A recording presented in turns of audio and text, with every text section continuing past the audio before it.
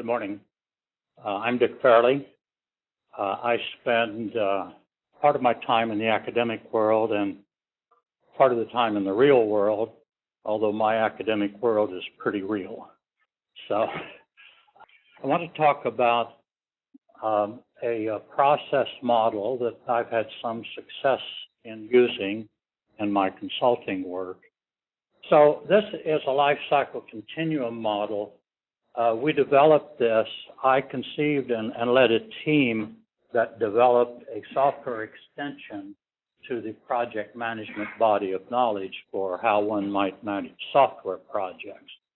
And we used this continuum as the framework where we talked about how managing software projects differs from managing traditional projects.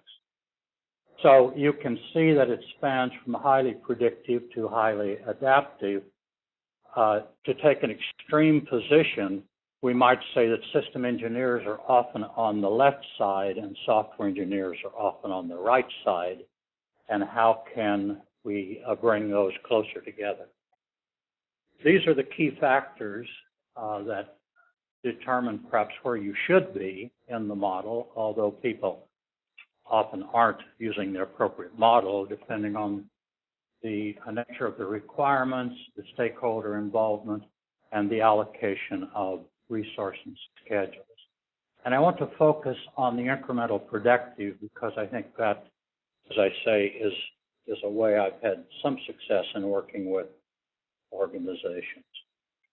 So this is the incremental predictive life cycle. We start doing analysis and architecture, and by some priority scheme, we break that into some capability sets. Each capability set is developed, and the output, the demo, becomes the basis for doing the next increment. It may, in fact, lead us back to some re-architecting, re-some analysis, re-some working the capability sets, and in doing the next capability sets, we may find some problems with a previous one. The arrows coming out of demo indicates that with pre-planning, some of these may be early deliveries into the operational environment. I've showed this overlapping development of capability sets, partly because of the limitations of PowerPoint, but partly because it may be possible in some cases to overlap development and therefore compress the schedule. It may not be possible. Those may be developed sequentially. There may be gaps between development of capability sets as in staged procurement or in planned updates to an existing system. Stakeholder involvement is important, and the key point I want to emphasize here is that these intervals may be unequal. In software engineering, we like to talk about time boxing, that is, fixed development cycles. That may not happen depending on the nature of the component you're trying to develop and integrate. So internally, we decompose functional quality interface requirements to each component, including the software. Software is the skeleton on which we attach other components. It also evolves, and it can provide simulated capabilities for other components that are in development. And a key point, each increment and the internals of each increment is developed whatever approach you want, as long as you satisfy requirements, quality, and interfaces, and are able to integrate. This is one way you might internally decompose a capability set. You have a variety of components, including software. The software skeleton evolves and provides the interfaces, the communication among other components, and some of the functionality. So haven't we just moved a difficult problem somewhere else? And like good engineers, trying to decompose a large, complex problem into a set of smaller, manageable problems. So If you can decompose the requirements into prioritized capability sets, I give some ideas of how you might prioritize. The hook's coming, I can see. Dynamic allocation is possible, can be overlapped, and early delivery might be possible. Thank you. Okay. Well, I'd like to bring a perspective that probably you hadn't thought about before this meeting, and that's the sad story of unnecessary complexity, events that changed the computing landscape. Having been involved in this branch since 1959 and working first for Greg Hopper at UNIVAC, I've had a perspective on what's happened, and I've seen several things. I've described this in my position paper about some of these events that have happened, which I think have really changed the computing landscape and have resulted in the fact that we have a lot of significant and unnecessary complexity in the hardware-software solutions. I won't go into them in detail, but if you read my position paper, you'll get the definition of a concept that we developed when I was at UNIVAC called the blivet. And you might, I'll leave it to your reading to read through my position paper and get a definition of a blivet. But I think you'll find it quite amusing. But the net result of this is focus changed from producing good hardware software architectures to managing methods. Watts Humphrey, who was the third to inherit this System 360 mess, tried to emphasize capability and process as opposed to good architecture, given the fact that it was a very poor architecture to implement the system software with. And the x86 has made it even worse. And the thing that's surprising to me is we're building the world's most complicated software suite on hardware, which is certainly not designed to do that. An interesting point. And a side effect I'd be very happy to discuss with other people about this. The net effect, though, it has created an enormous amount of jobs for experts in pieces of this unnecessary complexity. And has resulted in increased problems in understanding and communicating, as our keynote speaker has pointed out as well. Well, now to development approaches. We have a plethora of approaches that have been introduced in managing software development, from very lean and agile at one extreme up to work product document laden approaches at the other. So we have these two extremes. And in certain environments, one is better than the other, or some mixtures, etc. But we suffer from too parochial view of software engineers, looking at just their aspects and not looking at the wider perspective, as well as too little understanding of software by systems engineers. Now, I think that having ability in both areas is very, very vital. Incidentally, I give credit to Ivar Jakobsen. This is his slide.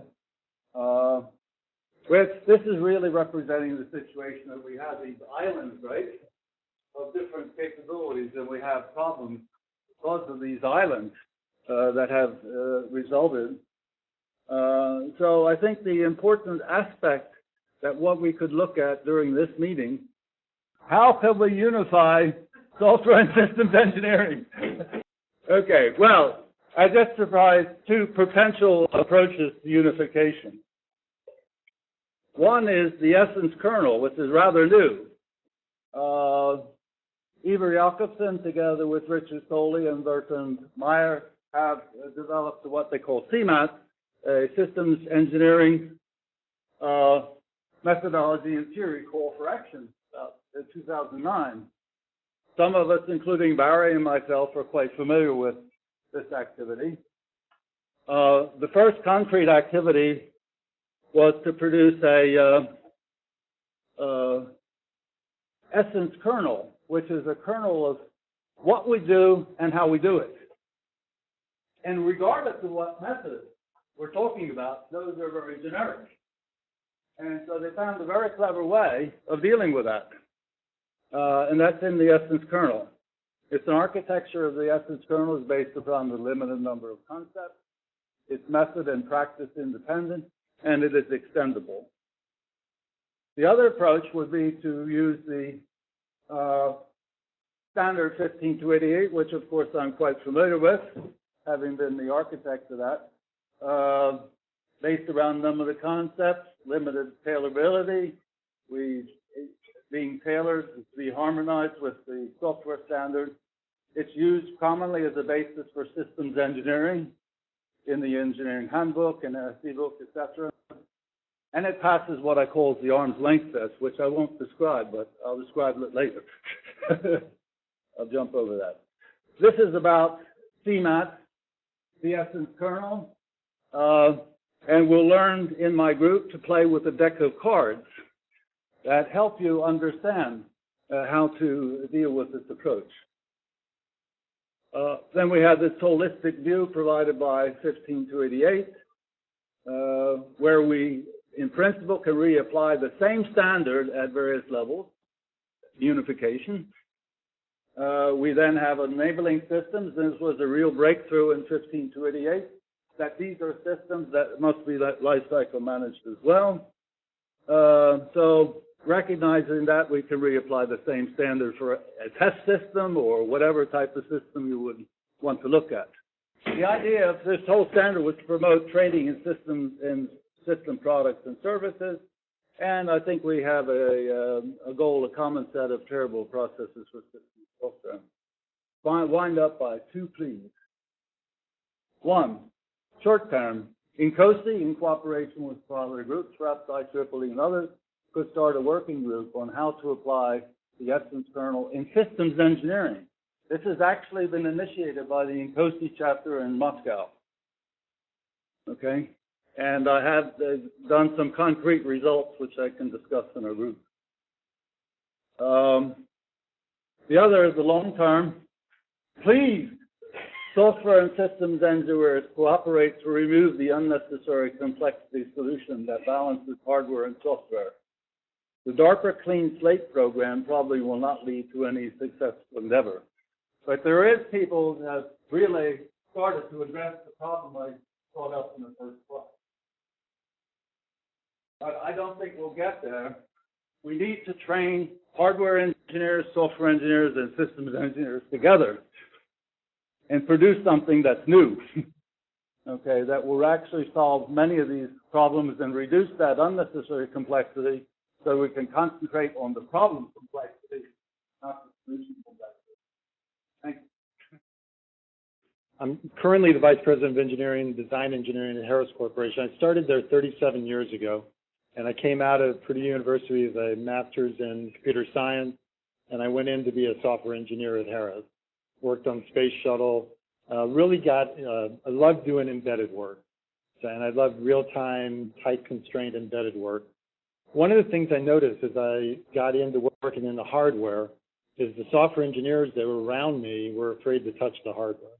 So we were hiring traditional software engineers, and they wouldn't use the scopes and the analyzers, and that's kind of a start of a problem I think I see is coming. After about 7 years as a software engineer, I became a manager. And it was at a time where software and discipline, those words just did not go together in a sentence. Software is kind of ad hoc. We had no standard 498 coming in, and the government wanted, what are your process? So part of my first job as a software manager was to create the document at Harris that we used to define the process for doing software. So as I started looking at Agile and other disciplines, I mentioned that because my root is in documented software practice. So the other thing, that going third in the panel is always dangerous because you can start crossing out what you're going to say. Going after Jeff is really dangerous because I crossed out a lot of what I was going to say. Jeff and I have worked together for quite a few years on at AIA on the Technical Operations Committee, so we know each other pretty well, and we have the same kind of business. Jeff, while Jeff has 60,000 engineers, I have about 3,000 engineers. 750 of those are software engineers, 650 are system engineers. The rest are mechanical, RF, antenna, all the other disciplines. Harris is a background. I noticed you asked you wanted a diverse set of people. Well, you picked Lockheed and Rockwell and and Harris who meet all the criteria of diversity. We're in the government business, we're in the transportation business, we're in the healthcare business. I'm not in finance business, I don't know if they are, but you at least got diversity in the ones you pick. At Harris, we do, as I mentioned, we do real-time embedded, hard deadline things. We do high reliability systems. Our FAA program that helped you get here when you flew in here, we can be down for 1 second a year. So we have a 7 nines reliability requirement on that. I was talking about it earlier. We have a pretty stringent security requirement on that. You really don't want people hacking into your FAA system. We do multi-level security. That's the DoD security levels. We go from a 1,000-line program, maybe doing a hard, detailed embedded program up to a couple million lines on the recent GOES-R weather program. So I've got a very diverse set of engineers, very diverse set of processes that we need. And again, I've got slides, but I probably won't talk to them a whole lot. So what is our background? We see, what are we seeing from our customer? We want speed, agility, we want faster, better, cheaper, right? And yet they want discipline, they want it to work, they want security. So let me talk about the book since I have 2 minutes.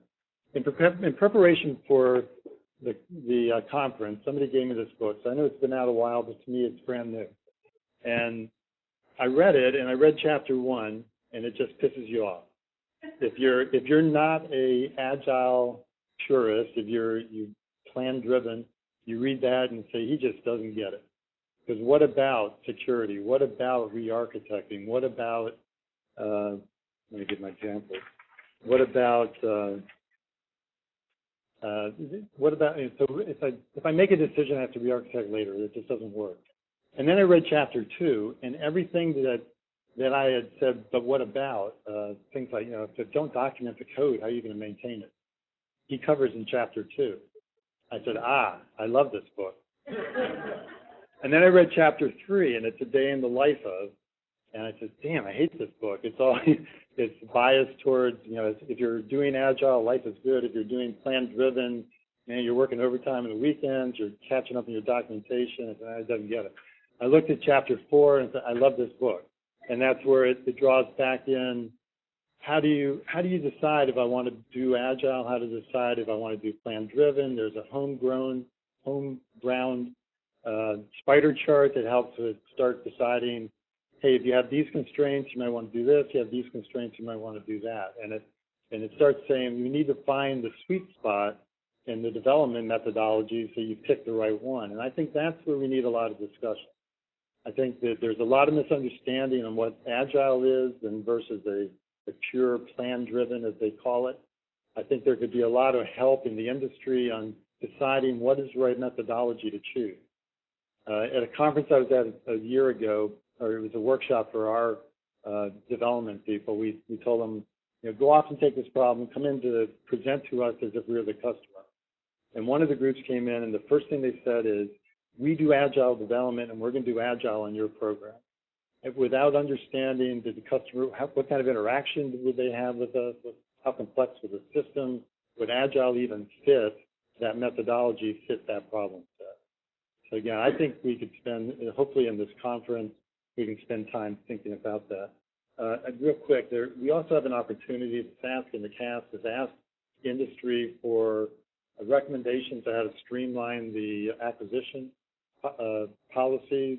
I think there could be a lot out of this conference that we can maybe play into feeding to that. Good enough? Thank you.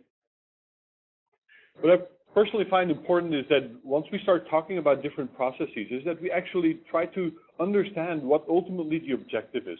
If we are going to compare different methods and methodologies and different processes, well, we need to have some metric by which we judge which ones are good and which ones are not so good.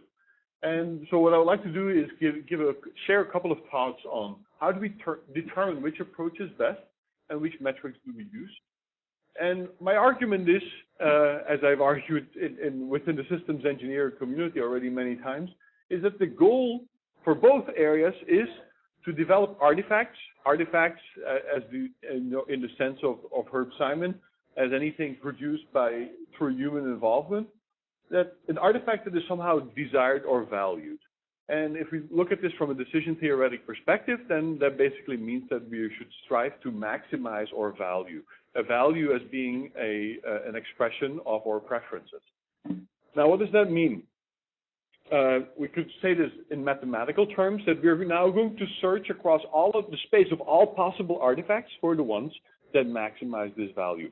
Strictly speaking, we need to take into account that the value of an artifact will be materialized in the future, and we don't really know everything about the future, so that means that we should take into account also uncertainty and risk preferences with respect to uncertainty, so that what we really want to maximize in decision theoretic terms would be the expected value of the utility of that value. So that we need to take risk into account. Basically what that means in layman's terms is that if you are risk averse, and most of us are, then we should reducing uncertainty is equivalent to increasing value, right? So basically we can trade uncertainty for value. Now what this really means that once we take a process perspective of this approach, then we also need to take into account that the development process will take time and will require resources. And what we're truly optimizing then is not the maximum across all the space of all artifacts, but we need to take into account the time that it takes to produce the artifact and the cost that is involved. And so we subtract the cost from the value, and the time, of course, the longer it takes to develop something, the smaller the value becomes, because the competition is going to beat us to the marketplace. So if we take this perspective, it allows us now to make trade-offs between the value of the artifact and the process that we use to obtain that artifact. And this is really important, because all of the things that we are talking about here, we make this trade-off. How do we move forward in our process? How do we get to a product, a complete specification of a product quickly and at a low cost without trading off too much in the value of the product itself? So some good characteristics. Oh yeah, basically what we're then going to do is search this space of all artifacts. And that, of course, is a very complicated problem. Some search strategies that are shared among all of the development approaches that you will find is that we work with a gradual refinement of the specification.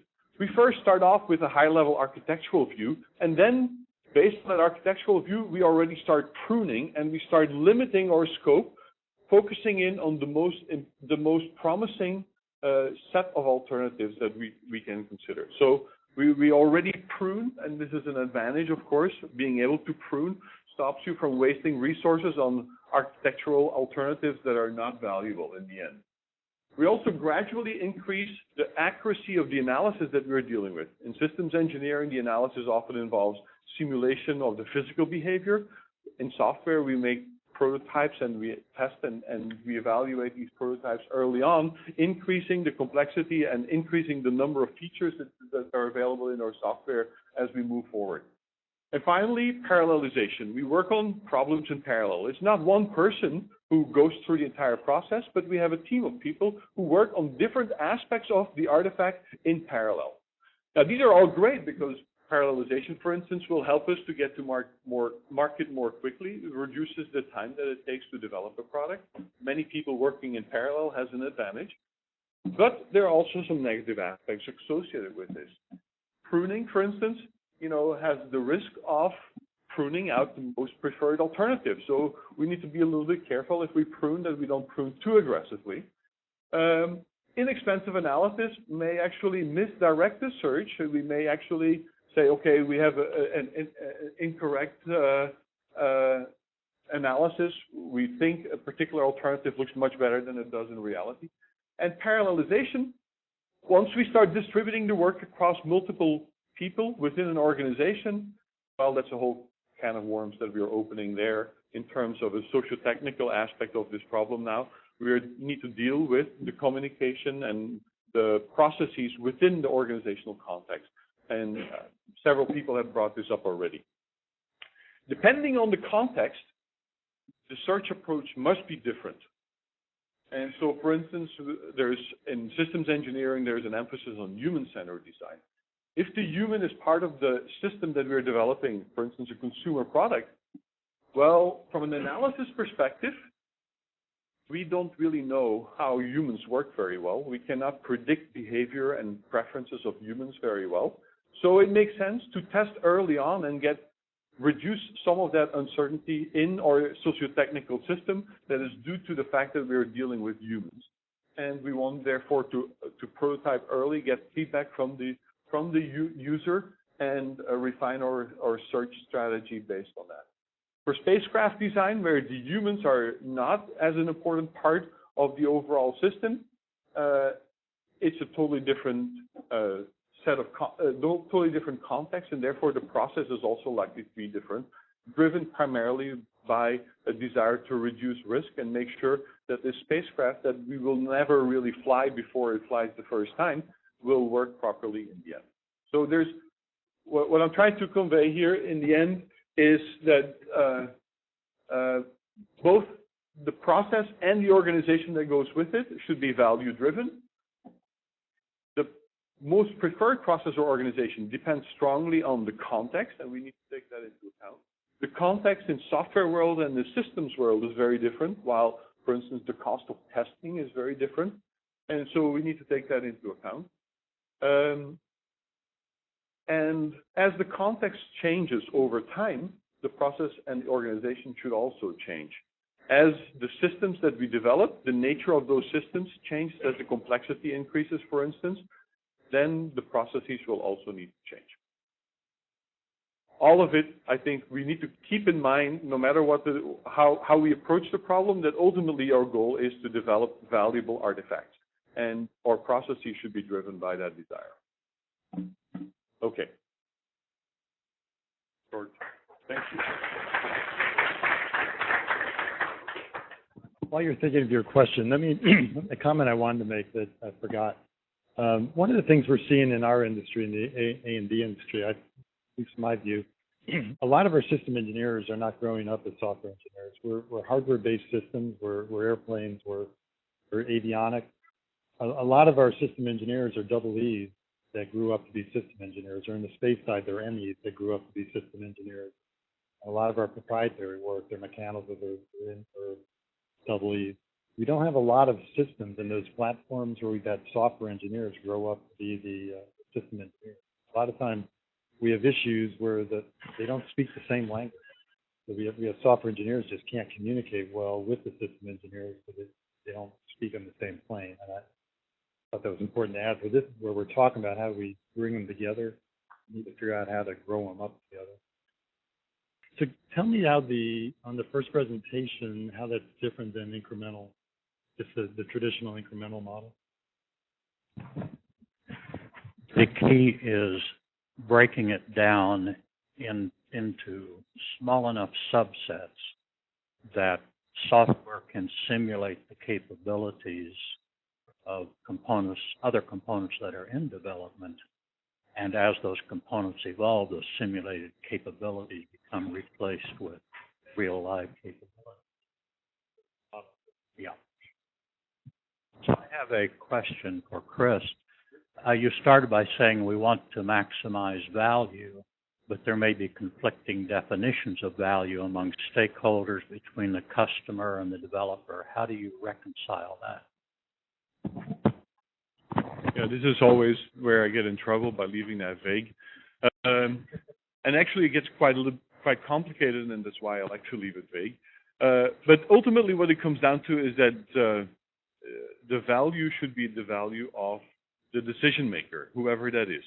And so in the context of a commercial organization, a company most likely will try to make money, and one of the value will correspond primarily to profit. Now, if you are an engineer working within that organization, then your value will actually not necessarily align with the value of the company. And so what the company needs to do is provide the right incentive structure to make it such that if you maximize your value, that you will act in the best interest of the company also. So it's really, from an organizational principle, it's providing the right incentive structure. And in some way, it's relatively simple. If you don't do what we tell you, you lose your job, right? So that's an incentive. But typically that's not enough. There needs to be an additional incentive structure, and that may not be monetary in nature, but there needs to be some incentive structure to make every decision maker in the entire organization act towards this common goal. And if I could add, a lot of times that incentive is not, like you say, monetary. A lot of times it's the mission.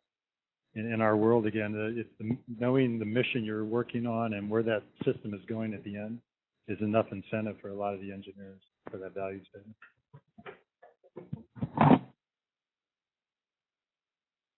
So my question's really around, if you think about the different development approaches that you might use, what impact does the way your organization fundamentally delivers to the market? So are you a build to market group, or do you build to a specific customer and that customer's needs?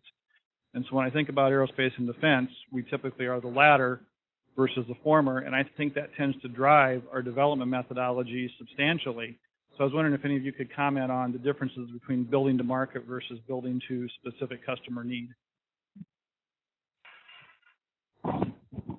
Well, I guess building to a specific customer need, particularly when you're dealing with the government, you often have regulations, policies you must follow, and some of those are good and productive, and some of them aren't. So I think that's one big difference. On the other hand, if you're in a typical customer market kind of situation, I think the processes tend to be more chaotic, and that can be good and that can be bad as well. So that's the big distinction I see between the two. So what I see is who owns the requirements, who owns the end system. So in the government world, we don't own the requirements at the end of the day. They do. So negotiating and changing those requirements, it's harder. On an internal system, you own the requirements. You can have a more agile approach where I change my requirements in every sprint, or a lot of times you don't have that advantage when you're building somebody else's system that they're expecting.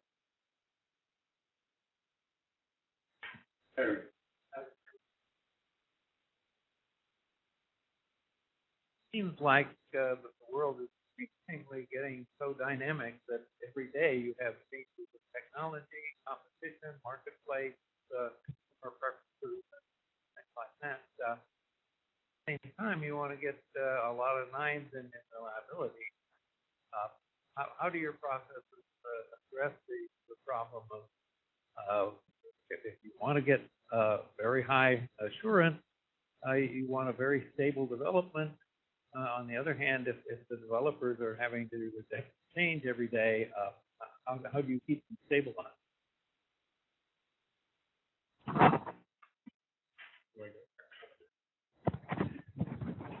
Well, I think it's somewhat a question of how you deal with life cycles of the system, and partition out the processes or the activities that are being done, and also the long-term planning.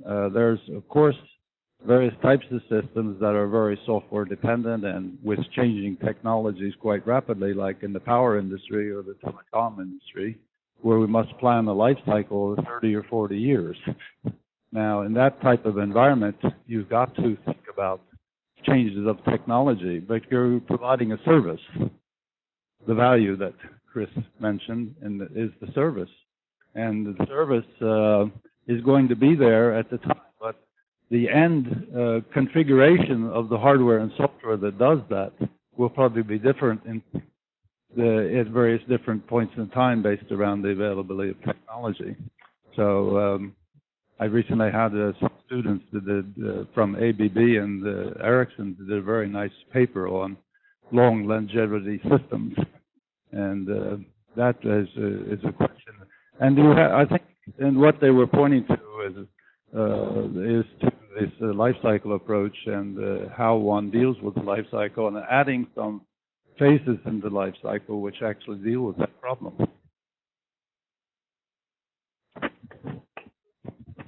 Another aspect is how do the engineers stay current with their tools, methods, and so forth. Those also change rapidly. And I guess the obvious answer there is adequate time for training and mentoring for people to stay current, and bringing in those new people who know more about some of those new things than I do to let people stay current. So I mentioned this work we've been doing in competency models. How do you maintain the competencies of your people over time as the tools and techniques they use change underneath them? So I think the real answer is probably we could spend the whole session just trying to address that. In our industry, the way we've addressed that is 6 feet of process manuals. And if I printed out all my process manuals, it would be 6 feet tall. When Jeff mentioned red programs, invariably when we go look at red programs, it's because they didn't follow the process. If they had followed the process, 6 feet of document, they probably would, and they would not have been in trouble. And a lot of times when we get them to go back and follow it, and that's why it's difficult for our industry to say, well, just throw all that out and go in other directions. But I think we do need to be a little bit careful that we don't have too many nines there and that we not overshoot where we want to be. I mean, I know that Microsoft, from personal experience, Microsoft doesn't have too many nines, and they focus on getting their product to market quickly and capitalizing on the market without worrying too much about reliability, right? I'm not sure that what they're making the right decision in that respect, because I've definitely been frustrated many times. But we do need to keep in mind that there is a cost associated with achieving very high reliability, and working through 6 feet of manuals or process manuals is costly, and so we need to make a trade-off there.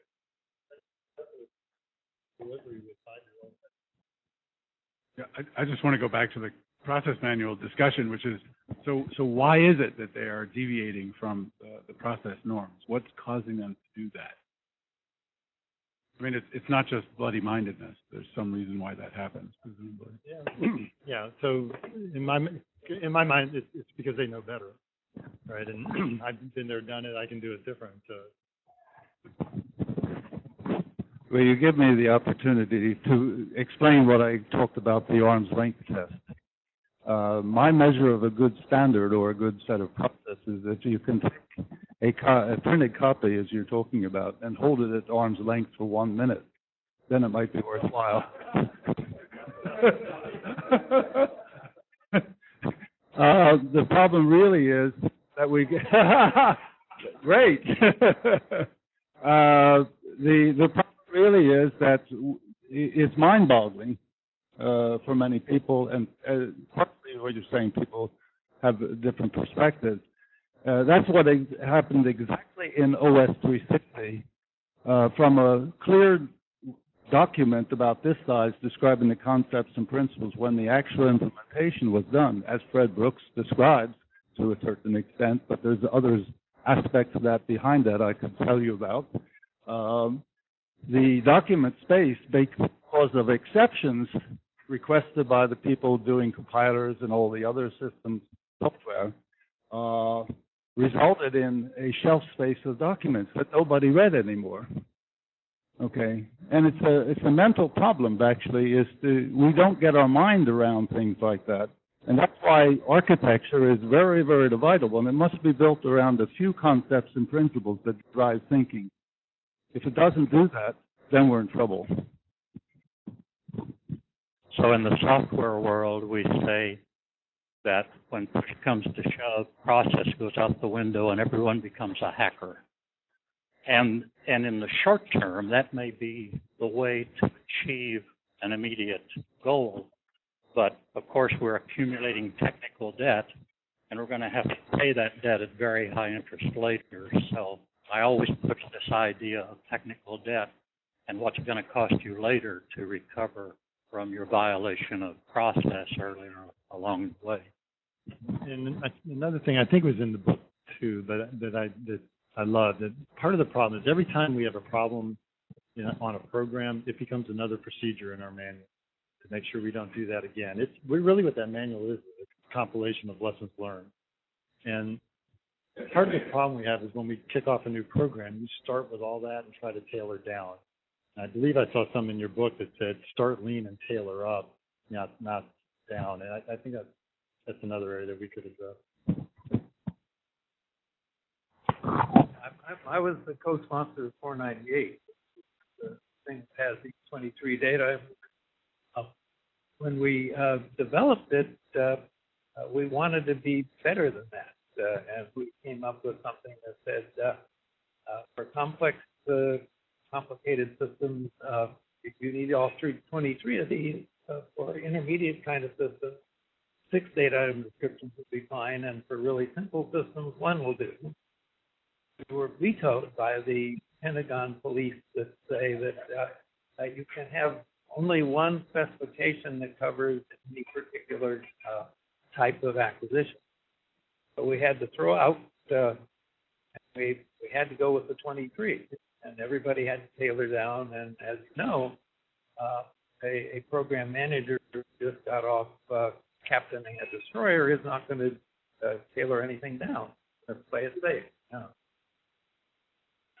As a follow-up to Barry's comment, the reason people don't tailor down is perhaps they don't know how, and they don't want to take the risk of leaving anything out. So to cover their own exterior, they say, do it all. And then you can't accuse me of having taken a shortcut that led to a failure. I'd like to wind up by a quote from Barry. I'm reading it from a book, and this book is the Essence Kernel book, which Barry has made a comment, and I'm going to take a part of it. I salute the CMAT developers for converging on a flexible but generally prescriptive approach to cover the full range of software engineering concerns with its kernel of key processes, product, and people elements. Its key principles are value-driven, okay, system definition and evolution, balancing of near-term agility and architecting for the long term, and attacking risks early and continuously are critical success factors for coping with software's increasing complexity, the dynamicism, and enterprise criticality. I see systems engineering as being fractal. It's done at the large system, and ideally it's also done at the pieces of the systems and at the units and everything. You systems engineer in an approach sense, whatever it is that you're working on. The question I have is, in the talk so far, I haven't understood what you meant by the systems engineers. I assume you're talking about a development team who's responsible for the highest level of the system. And you're contrasting that with software engineers, which I see as more of a skill and a role on the program. And I'm wondering if you've thought about, or if you have any issue. I mean, do you do in any way systems engineering of your software?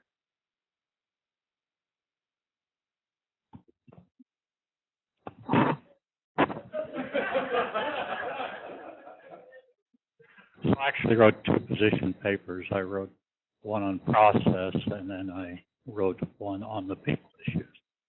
And so if you look at 15288, System Engineering Standard, you could interpret that such as when you get to the implementation phase, that's where you plug in software engineering.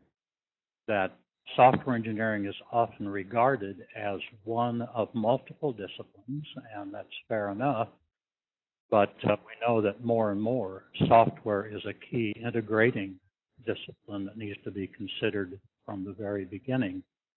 And someone mentioned earlier that system engineers don't know enough about software engineering and what role software should play in development of a complex system, at least modern systems.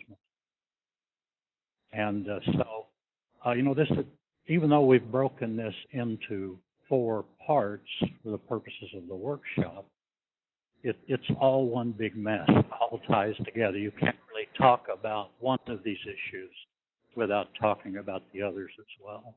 I didn't answer your question, but that's thoughts that come to my mind. Again, a piece of history, not too as old as 60s and 70s. When we were finished with 15288, the first version, I suggested that we add an appendix about software engineering and describe the things that are unique about that. Because if we want to unify systems and software, we should do it together. You know what the problem was? We would have eliminated a hell of a lot of the jobs for people going around doing the SPICE model. Okay? Because they had this SPICE evaluation model based around the old version of 12.207, and they were making money, right? So they didn't want to make any changes. So I had to fight very hard to get that. And even now, the harmonization that's going on is not exactly what I would have expected in 2002. I think we could have done a much, much better job of doing exactly what you're saying. What are the systems and engineering aspects of software engineering, if we had been able to do that?